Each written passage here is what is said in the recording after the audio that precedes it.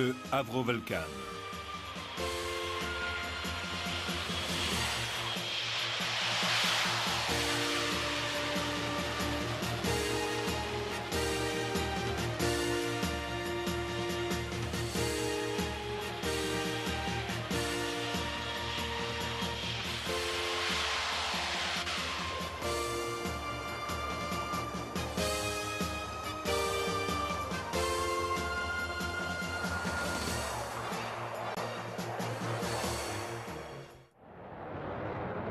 Au salon de Farnborough de 1952, un tout nouvel appareil fut dévoilé, tout juste sorti de la liste des projets secrets.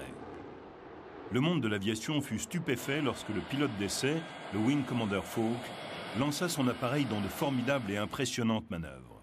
Le Avro Vulcan, le premier bombardier AL Delta.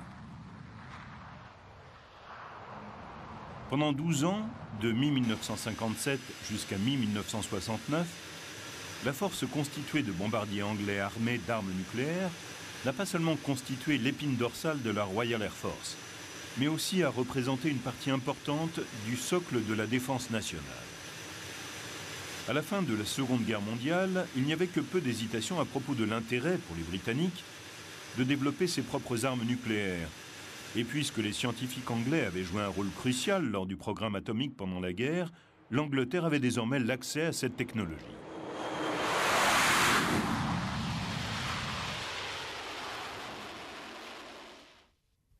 Le premier Vulcan a décollé de son usine le 2 août 1952, piloté par Rolly Falk, chef pilote qui survola le Cheshire et le Lancashire pendant 2 heures et demie. Tout le trafic aérien dans les zones de Manchester, du Cheshire et du Lancashire fut stoppé parce que personne ne devait l'apercevoir. C'était impressionnant. Et c'est ainsi que le Vulcan est arrivé. Une semaine plus tard, il se posa au salon de Farnborough. Il le manœuvrait comme un chasseur. C'était incroyable pour un avion de plus de 70 tonnes comme celui-ci. Je veux dire 70 tonnes à vide, car il peut emporter 30 tonnes de carburant et à pleine charge. Il peut dépasser 100 tonnes et je pense que c'est une performance incroyable.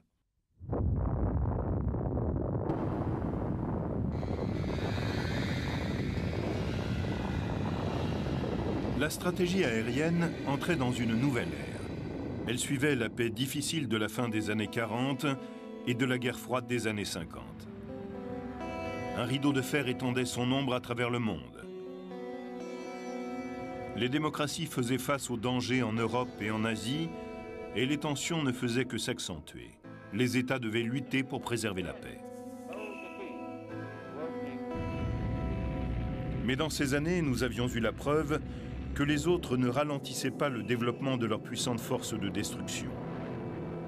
Grâce à l'intelligence de l'état-major, les Anglais ne restaient pas à la traîne. Ils avaient vu l'importance d'un appareil capable d'emporter les plus mortelles charges de bombes plus haut, plus vite et plus loin que jamais. C'est en janvier 1947 que les spécifications pour un tel bombardier furent envoyées à Aviro & Co.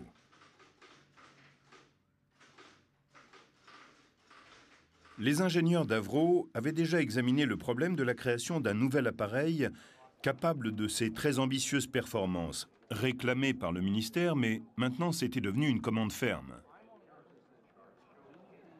Roy Evans, ingénieur en chef, expliqua les problèmes que ça impliquait. Un avion conventionnel aussi gros avec des ailes en flèche semblait la solution évidente. Mais ça ne marchait pas non plus. Les ailes étaient trop grandes et trop lourdes. Une solution alternative, sans queue, fut étudiée. Mais là encore se posait la question du poids. La spécification exigeait une vitesse de croisière très élevée, proche de celle du son. Et ça signifiait que les ailes devaient avoir une grande finesse, une charge assez faible et une flèche très prononcée. Les études de ce projet nous conduisaient donc vers une formule triangulaire ou delta qui pouvait donner la meilleure combinaison.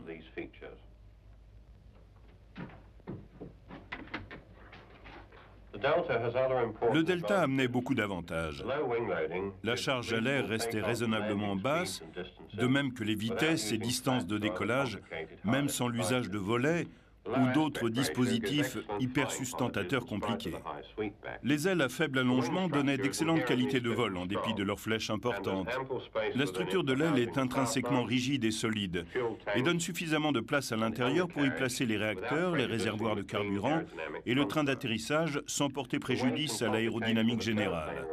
Pour éviter les problèmes de poids et de complications liées à un empennage, le contrôle en tangage est fourni par des élévateurs en bord de fuite de l'aile. Plus nous étudions les spécifications du ministère de l'Air, plus le Delta semblait être la meilleure réponse. La décision finale fut prise. Evero construirait un Delta.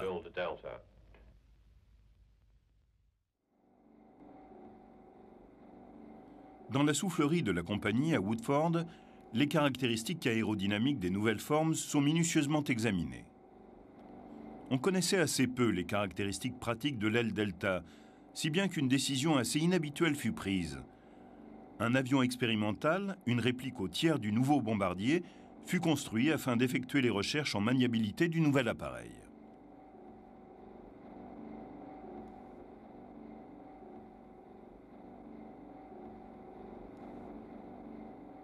C'est à cette étape, début des années 50, que M. Rolly Falk a rejoint la compagnie. M. Falk en connaissait probablement plus que n'importe quel autre pilote sur l'aile Delta. Il a commencé les vols de développement à un moment crucial. 2 avions d'expérimentation à l'échelle 1/3 ont été fabriqués pour évaluer les caractéristiques de vol du bombardier prévu. Le 707A était fait pour des vols à haute vitesse et le 707B pour les vols à basse vitesse. Le 707B a été le premier construit. Dès que nous avons été satisfaits de la maniabilité à basse vitesse du Delta, j'ai commencé les tests du prototype à haute vitesse, le 707A.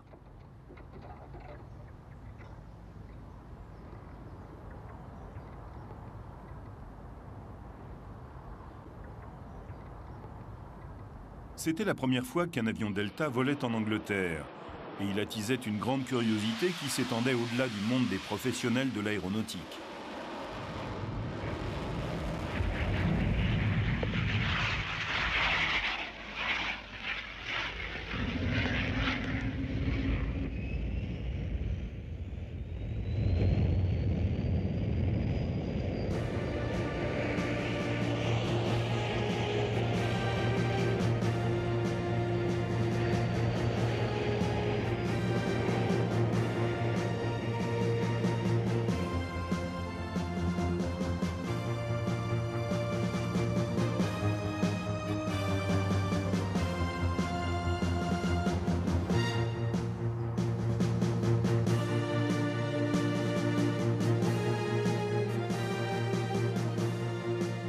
Ces journées des années 50 étaient bien remplies. Pour la petite équipe Avro Delta, la vie semblait se résumer autour de la petite cabane du ministère de la Recherche à Boscombe Down. Pendant tous les essais, des caméras automatiques ont enregistré les données des 24 instruments. Le film était récupéré pour être développé après chaque vol, pour que les informations soient analysées avant le vol suivant.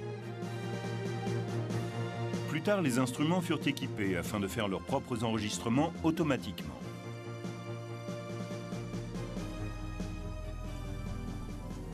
Pendant que ces recherches allaient bon train, une maquette d'aménagement à taille réelle du Vulcan a été construite.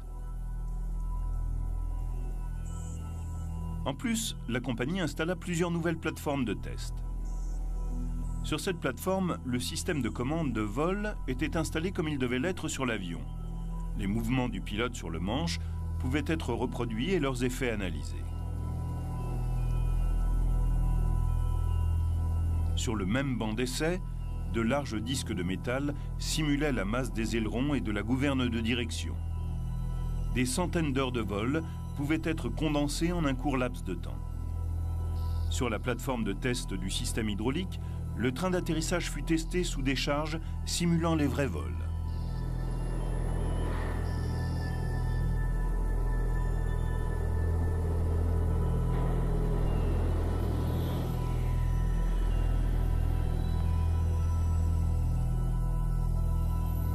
Les portes de la soute à bombe furent ouvertes et fermées des centaines de fois pour s'assurer qu'elle fonctionnait parfaitement bien avant que l'avion ne vole. Un autre banc d'essai fut construit pour étudier l'installation des réacteurs et pour tester les pressions et températures.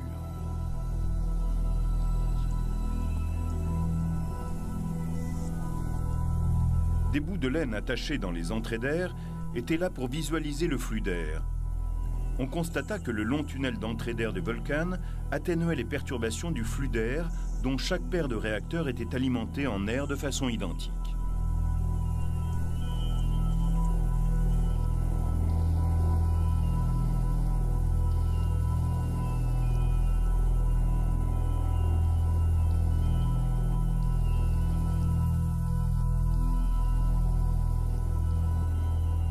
En raison des altitudes extrêmes où le Vulcan devait évoluer, des recherches spéciales étaient indispensables pour la cabine pressurisée.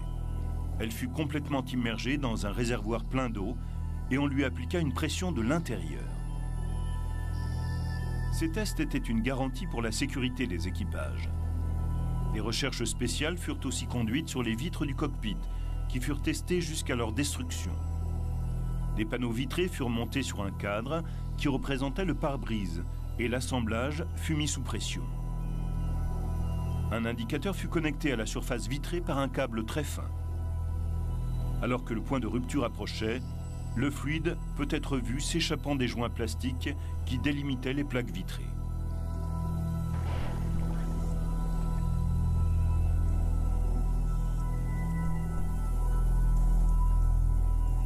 Un avion complet fut assemblé pour les tests structuraux et supporta brillamment des charges supérieures aux exigences.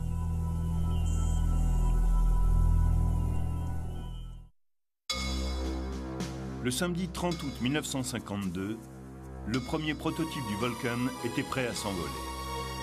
4 ans et demi de travail intensif avaient été nécessaires à la conception de cet avion. À la différence de la mise à l'eau d'un navire, le premier vol d'un avion n'est pas un événement ni une cérémonie. Les seules personnes présentes faisaient partie des équipes de l'entreprise, pour qui ce jour était important.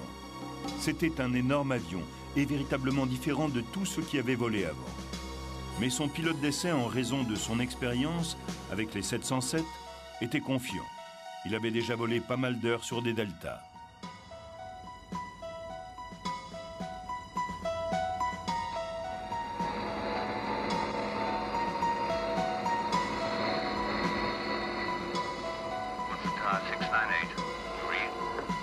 « 698, Woodford Tower, reading you loud and clear. 698, taxi clearance. Clear to taxi, runway 26.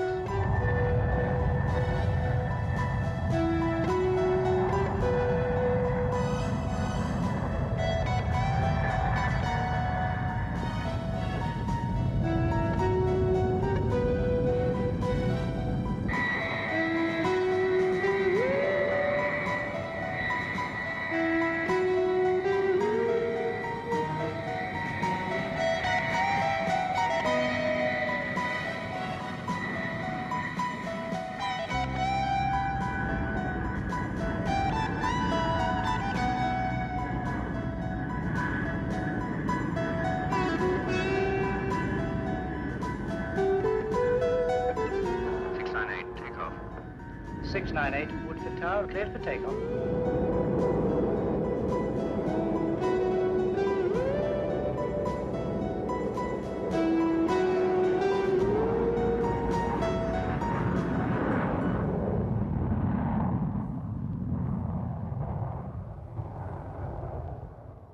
J'étais là ce samedi matin, attendant que les choses se passent. Il y avait eu une tempête la veille et on avait craint pour la sécurité du pilote. Mais il n'en était rien.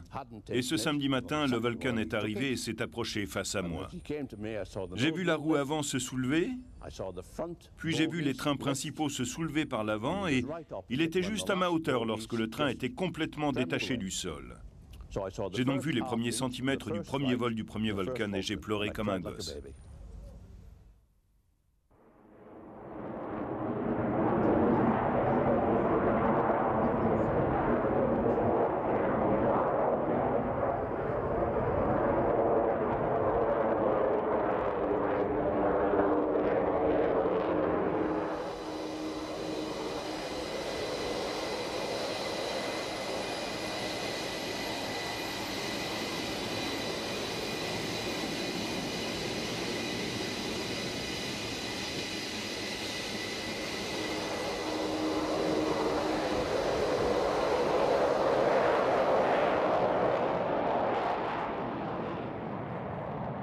Seulement 3 jours après ce vol, le prototype fit une apparition plus que remarquée au salon de Farnborough. Falk était seul à bord. Son avion de 50 tonnes le permettait. C'est une chose de construire un prototype. C'en est une autre de mettre l'avion en production de série. La production est une notion clé aujourd'hui. Mais je ne pense pas que ça nous ait dérangé tant que ça. Nous avions une équipe de 9000 hommes à cette époque. Nous en avions eu 40 000 pendant la guerre et nous avions une administration de production et de pré-production très efficace. La production du Vulcan avait été pensée alors que l'avion n'était encore qu'un trait de crayon. 50 000 outils spéciaux devaient être conçus pour mettre en l'air le premier squadron de Vulcan.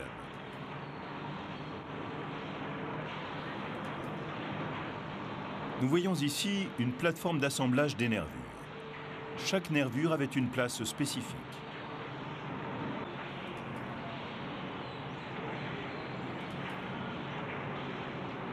Toutes les capacités des presses d'Avro étaient utilisées pour participer à la production.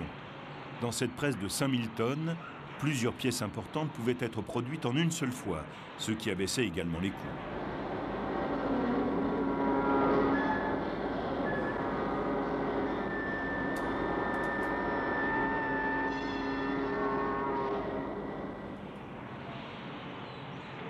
Une procédure spéciale a été adoptée pour faire un longeron courbe, une des pièces essentielles de la structure. Cette machine a été conçue et fabriquée par Avro pour enrouler le longeron. C'étaient toutes des techniques existantes, mais pour rester au premier rang, de nouvelles idées devaient être développées afin d'améliorer constamment les performances de l'avion. Chez Avro, beaucoup de temps et d'efforts étaient consacrés au développement des structures plus légères et plus solides. Ces pièces en sandwich de nid d'abeille, qui avaient toutes ces qualités, étaient en production pour le Vulcan. Ici, vous pouvez voir la fabrication d'un panneau en structure en nid d'abeille. Les pièces sont rivetées ensemble et placées à l'intérieur d'un sac duquel on enlève l'air. L'adhésif, qui a été précédemment appliqué sur les surfaces internes des pièces, est ensuite activé dans un four.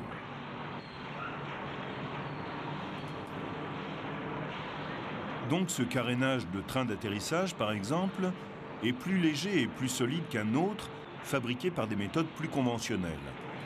Il en était ainsi de toutes les parties du Vulcan. Le chargement des bombes est à la fois simple et rapide. Le système Twin Jack permet que la procédure de chargement soit accomplie depuis le sol. Les têtes des vérins sont insérées à chaque extrémité du chariot, puis sont mis en extension jusqu'à ce qu'ils s'engagent dans chaque arc de bombe. Les vérins sont ensuite retirés avec le chariot. Cette méthode de chargement évitait d'avoir à les suspendre par au-dessus ou en se tenant sur les ailes ou le fuselage, au risque d'endommager la surface de l'appareil. Toute l'opération pouvait être effectuée directement sous l'avion, ce qui signifiait que le chargement était possible par n'importe quel temps et même de nuit sans éclairage particulier.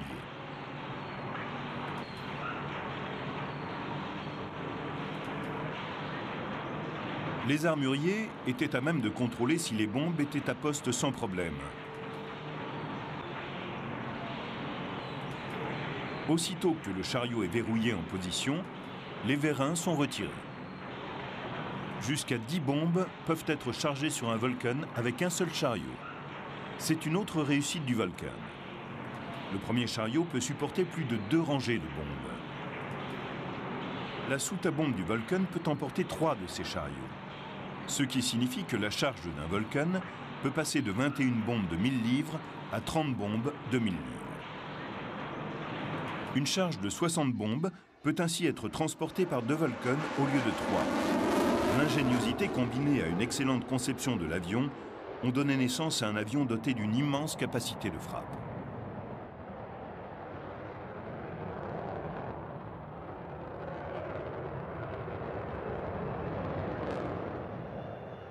Toutes les énergies engagées pour concevoir et construire un si bel appareil, conforme aux spécifications, ne suffisent pas toujours. Peter Sutcliffe, le chef aérodynamicien, explique comment le Vulcan pourra effectuer bien d'autres missions sans modification majeure. La séparation des flux est l'une des choses les plus difficiles pour le vol transsonique. Et des solutions peuvent être apportées en soignant les formes de l'aile, à la fois en plan et en section, spécialement au niveau des extrémités. L'aile de départ du Vulcan a été modifiée en augmentant la corde d'environ 20% dans cette zone et en augmentant la corde vers l'avant et l'arrière par rapport à l'incidence locale. Cette simple modification, qui permet à l'air de passer plus calmement à la surface supérieure de l'aile, a des incidences bien plus importantes que celles possibles avec l'aile de départ. Tous les Vulcans de production sont équipés avec ce bord d'attaque et sont capables de profiter de tous les avantages donnés par ces moteurs, capables d'une poussée statique de 6000 kg au niveau de la mer. Si nous considérons maintenant les bénéfices d'une altitude supérieure à celle possible avec des réacteurs d'une plus grande puissance, alors nous devons envisager de plus importantes modifications.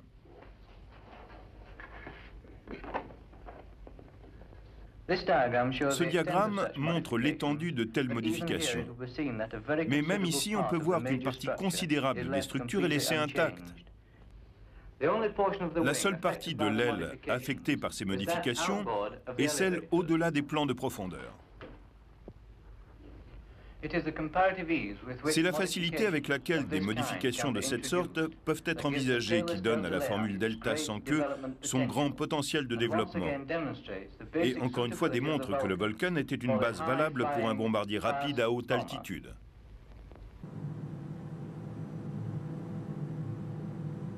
Dans le but d'aider les ingénieurs par des recherches fondamentales afin d'affronter les problèmes qui les attendaient, la compagnie a investi d'importantes sommes dans des équipements capitaux.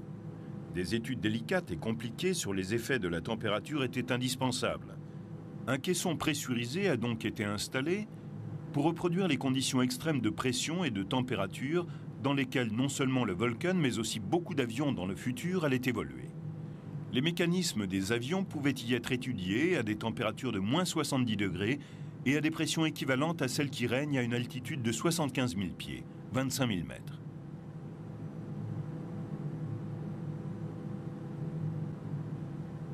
Certains simulateurs pouvaient indiquer aux ingénieurs de façon précise comment leurs idées allaient influer sur le contrôle de l'appareil et sur l'écoulement de l'air contre les surfaces de l'avion en vol.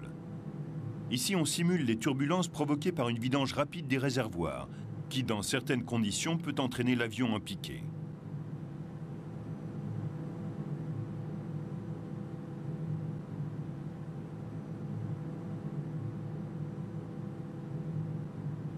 En plus de ces outils, on trouvait l'ordinateur le plus avancé de l'époque, surnommé le cerveau électronique. Auparavant, les problèmes étaient traduits sur des cartes perforées qui alimentaient l'ordinateur.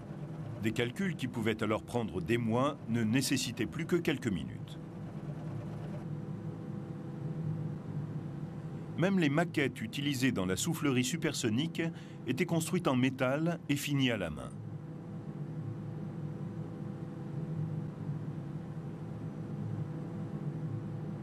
Dans ce tunnel, on pouvait atteindre une vitesse supérieure à Mach 1,6. Et Avro construisit une troisième soufflerie utilisée pour des recherches sur des vitesses de l'ordre de Mach 3,5. L'appareil est mis en position. Les observateurs attendent l'apparition de l'onde de choc sur l'écran.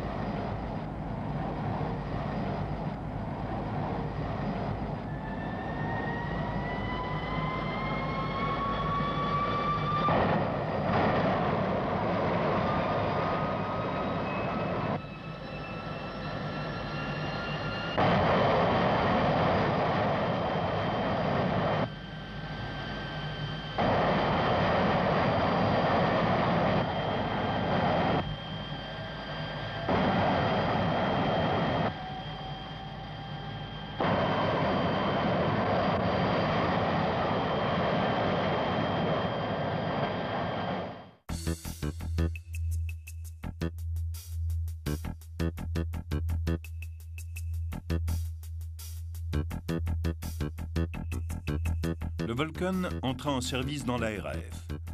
Ce qui avait commencé comme un coup de crayon dans les bureaux d'Avro était devenu une arme formidable dans les mains des pilotes du Bomber Command les plus expérimentés. Le sous-secrétaire d'État déclara que le Vulcan était équivalent, si ce n'est meilleur, que n'importe quel autre bombardier dans le monde. Cet avion fut suivi par une seconde version, le Vulcan Mark II.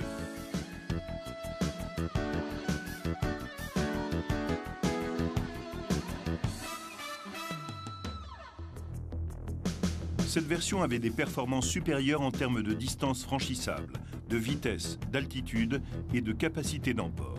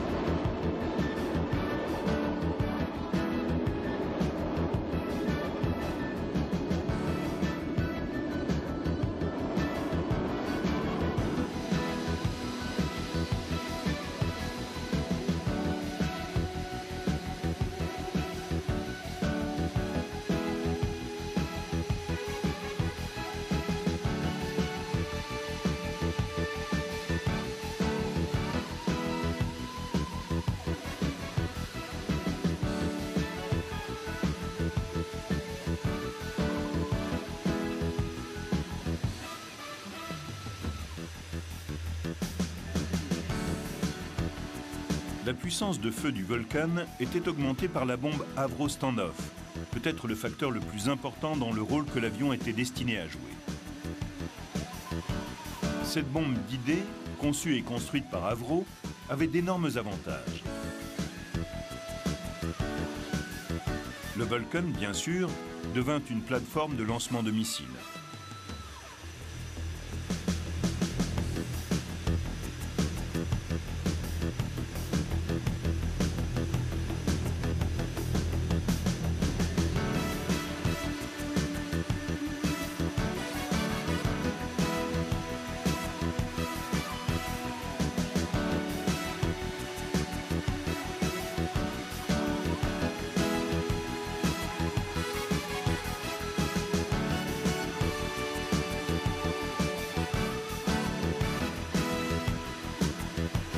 Le Vulcan tint une position clé dans les défenses de première ligne anglaise. La RAF avait maintenant un avion héritier d'une longue tradition et un brillant avenir devant lui.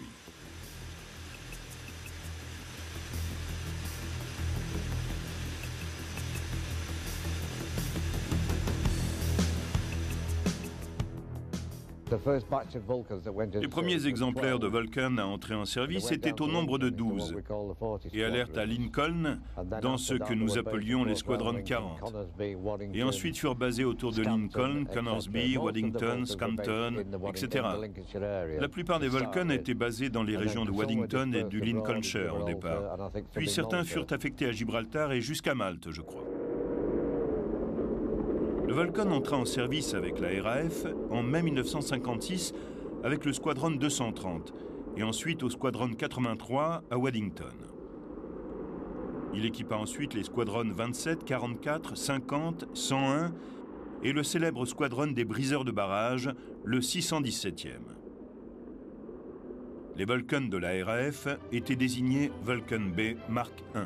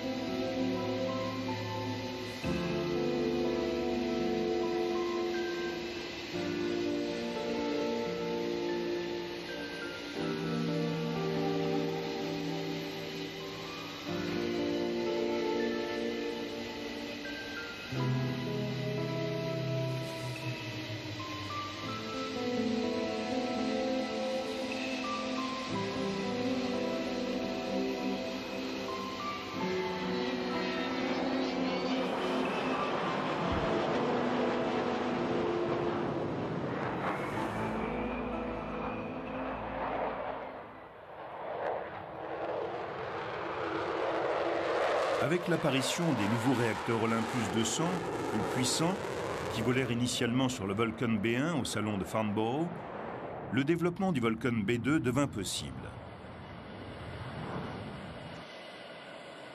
La puissance supplémentaire disponible allait permettre un plafond opérationnel plus élevé au Vulcain et de plus rendait possible l'emport d'une plus grande charge, tel le tout nouveau missile stand-off Blue Steel ou le Skybolt. Avro avait commencé les tests du Skybolt pour les USA. Les données leur étaient transmises.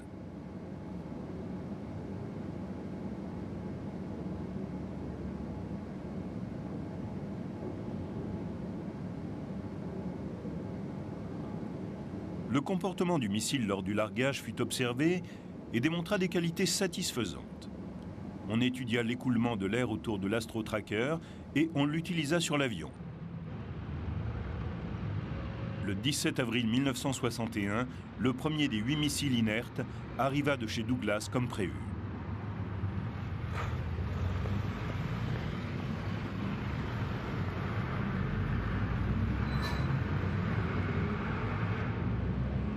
Les missiles étaient équipés de la nouvelle tête cylindrique à la place de la tête sphérique. Alors que le lanceur avait passé tous les tests avec succès, des essais furent conduits pour s'assurer que le lanceur et le pylône du Vulcan n'interféraient pas avec le système de largage et ne causeraient pas de largage intempestif. Le 26 septembre, les missiles furent réinstallés sur l'avion en vue des essais magnétiques et l'avion fut remorqué vers le banc d'essais magnétiques.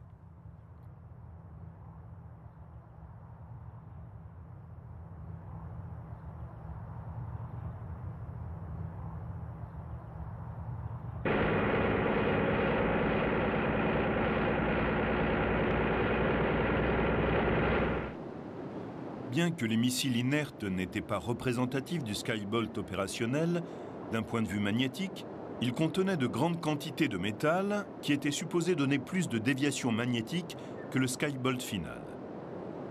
Des caméras en bout d'aile étaient également installées pour s'assurer qu'en dépit de leur proximité avec les protections des compas, ils seraient acceptés pour les essais.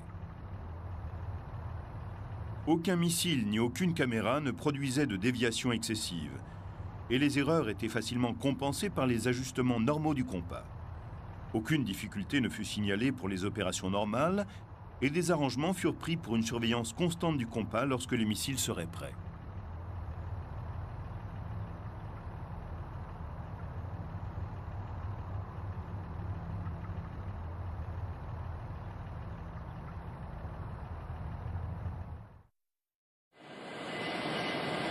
Le 28 septembre, l'avion fut autorisé à voler. Mais à la vue de l'important travail effectué dessus depuis son premier vol, il fut considéré comme plus prudent d'effectuer un vol initial sans missile mais avec les pylônes installés.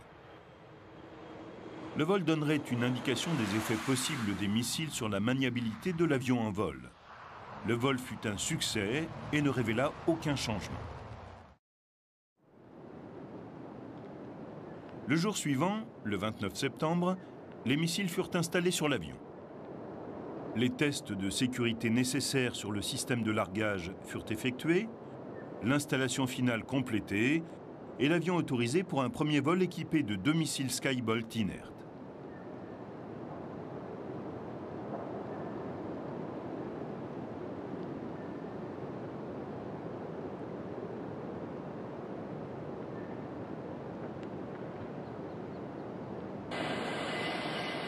Le programme de ce premier vol fut d'explorer les effets du missile sur les caractéristiques de vol de l'avion. Et si le pilote était satisfait, d'augmenter la vitesse jusqu'à un nombre de Mach et à une altitude aux limites du certificat de navigabilité, c'est-à-dire 300 nœuds indiqués et 50 000 pieds. Le 29 septembre, l'avion décolla pour son premier vol avec missile, 2 jours avant la date prévue. Le compte-rendu du pilote après l'atterrissage d'un vol d'1 heure et 15 minutes fut que le programme de vol avait été couvert et qu'il était littéralement impossible de percevoir des différences dans le comportement de l'avion. Pendant les 7 vols suivants, avec 2 missiles et 2 vols de plus avec un seul, la totalité des paramètres de vol avait été explorée et les données fournies par les instruments avaient montré qu'il n'y avait aucun problème à opérer avec des missiles Skybolt.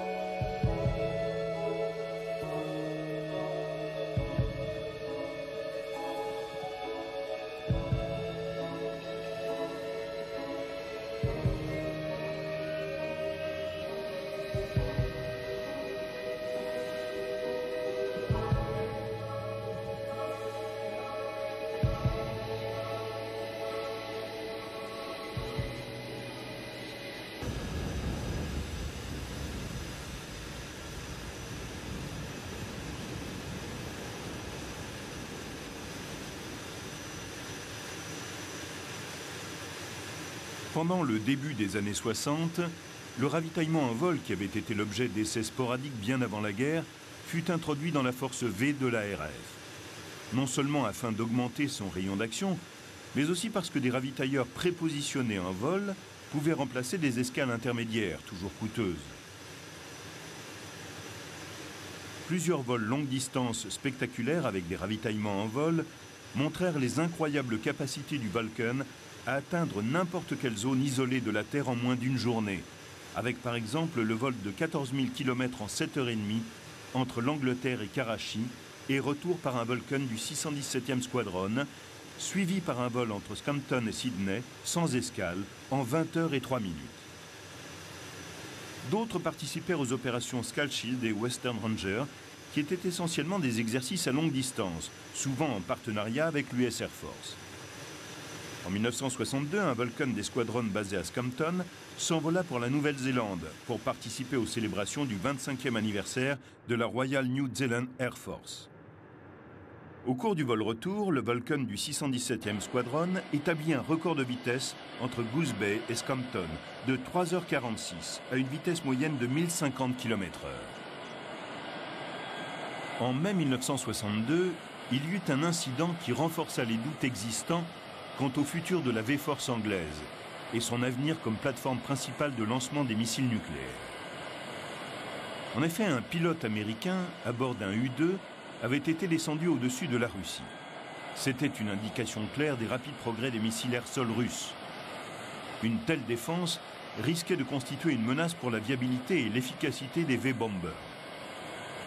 La Royal Navy avait émis une directive selon laquelle la force nucléaire britannique serait basée sur les missiles sous-marins Polaris, mais qu'il était essentiel de conserver la V-Force, c'est-à-dire les bombardiers Vulcan, Victor et Valiant, opérationnels pour les 5 à 6 ans à venir, jusqu'à ce que la flotte de Polaris soit en service.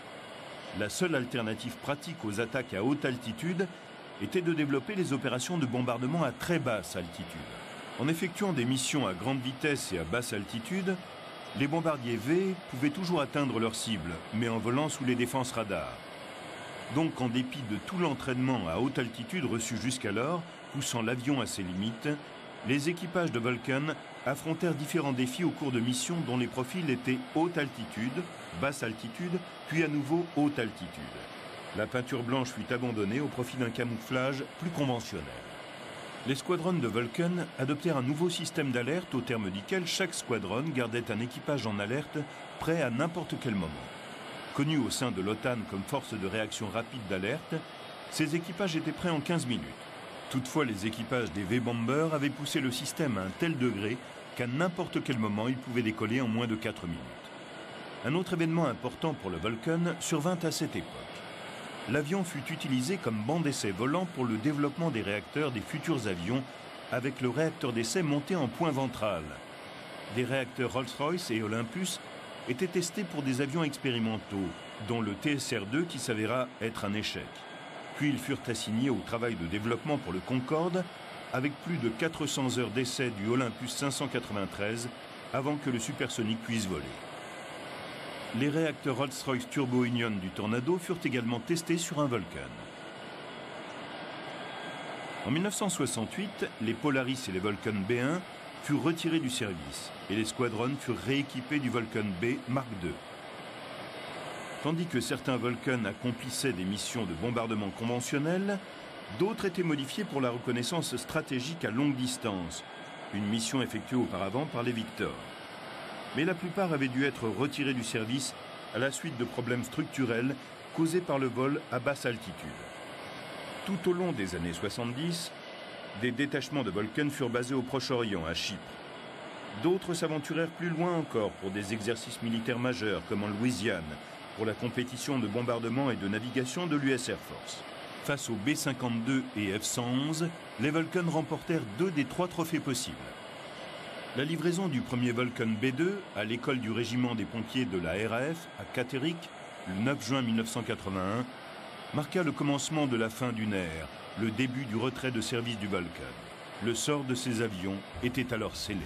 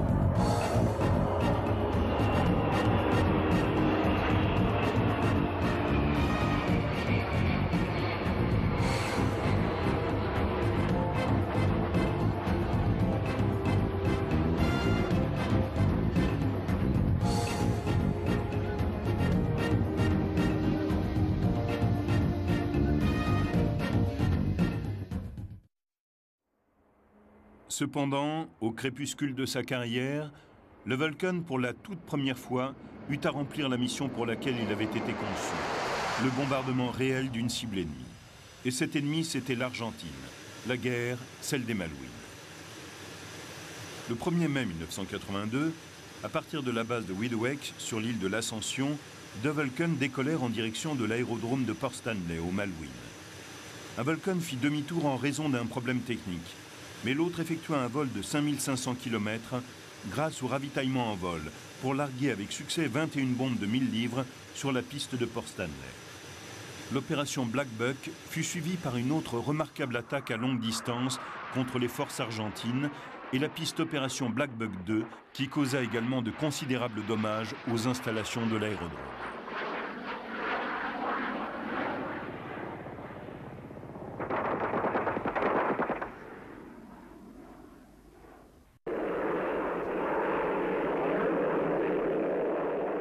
Un autre Vulcain, équipé avec 2 missiles anti-radar, détruisit le principal radar argentin sur l'île au cours de l'opération Black Buck 5.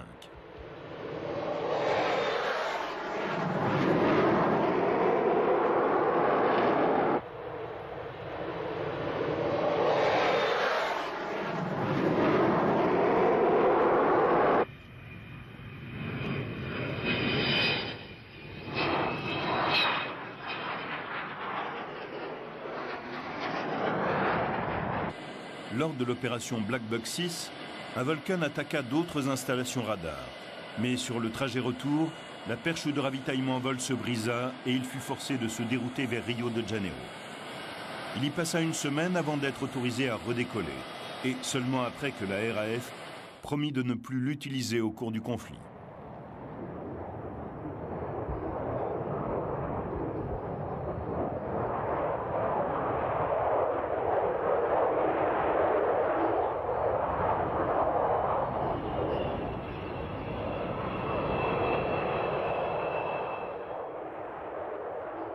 Au début de 1984, le dernier squadron de Vulcain, le 50e squadron, fut dissous.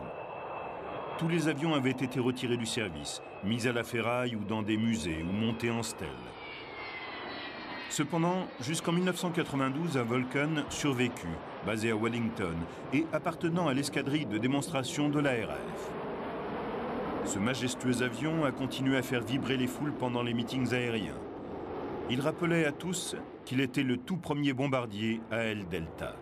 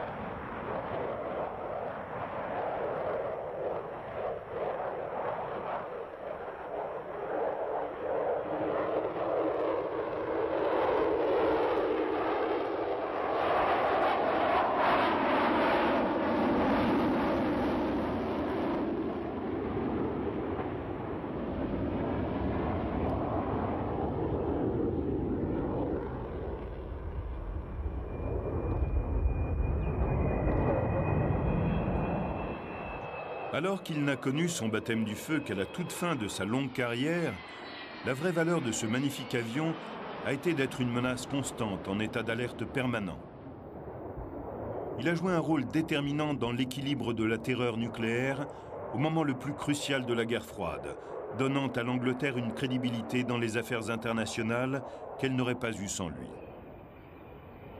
La RAF a rendu au Vulcan un dernier hommage afin de marquer la fin d'une époque.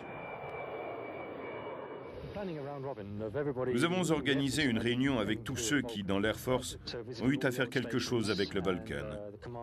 Nous avons visité toutes les vieilles bases et les centres de commandement d'où l'avion opérait. Ce fut un moment de grande émotion car c'était vraiment la fin d'une époque.